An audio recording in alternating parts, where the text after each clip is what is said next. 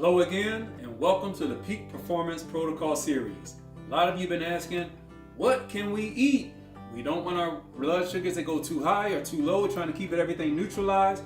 So you definitely don't want to suffer from hypoglycemia or hyperglycemia.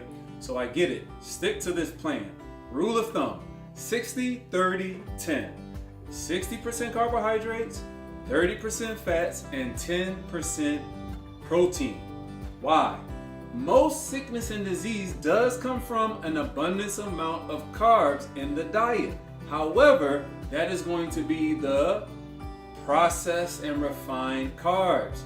Now, when I say 60, 30, and 10, I'm talking about 60% of the wholesome natural carbs that you have to get into your system, especially for diabetics. You need the right fiber. So carbs come in three phases. You have your sugar, your starch, and your fiber.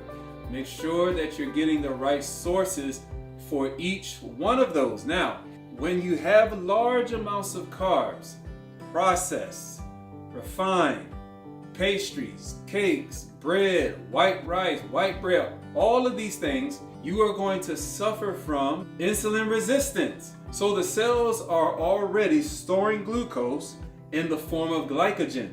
So when it stores glucose in the form of glycogen, which is our quick release stores of glucose, so whenever you need that energy, if you work out early in the morning, you don't even need to eat anything because you have quick release stores of glucose. However, when you have an overabundant amount of glucose within the cells already, and on top of that, you're still eating the high amounts of refined and processed carbs, well, now you got the glucose you're burning, but you stored all the glycogen, got enough in your cells. Your pancreas is still kicking out a bunch of insulin. After a while, your cells are going to say, listen, I had enough, and now it has to get stored somewhere else. So the insulin is still going to be kicking out, but your insulin is no longer going to be used as that key to unlock the door to the cells in order for the glucose to come in. And guess where the insulin is going to be stored? Fat cells.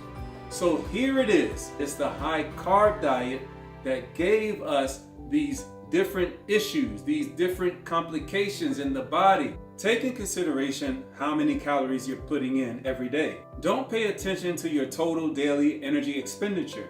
What we're looking at is at least 2,000 calories. And remember, calories is not a component of food. It is just a result of the combustion of the energy-producing nutrients. And what are the energy-producing nutrients? Carbohydrates, fats, and proteins. So carbohydrates, make sure that you're getting them from the right sources. When you get them from the right sources, you're going to receive all the right nutrients, the right minerals that your body needs on a day-to-day basis.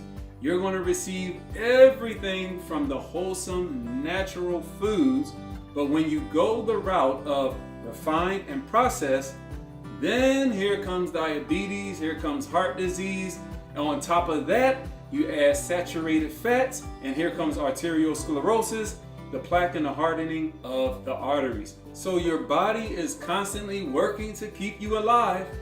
Your pancreas is doing its job, but after a while, it can get overworked, just like any other organ in the body. So here's some action steps. Number 1, no fast food. Number 2, get your carbs from healthy sources. Get them from your legumes, your nuts, your berries, your seeds, your fruits and vegetables. These are the sources that we want to get our carbs. And I'm sure you're thinking, how do I prepare these things? Well, continue to look on Living Foods 365 YouTube channel and you'll get all the information that you need. So again, 60, 30, 10. We want to make sure that everything we're doing is going to be for optimal health and wellness. So there's going to be a list of foods that you can eat to get the right carbs, starch, sugar, and fiber into your system. The fiber is very important, soluble fiber, insoluble fiber. We're going to do a video on that later on. But please make sure that we're looking at the healthy, wholesome, natural foods that's going to give you the right amount of carbohydrates. Next video, we're going to be talking about protein. And could you be taking too much protein? If you have any type of kidney failure, you have to watch the video on protein. All right, till then, see you in the next video.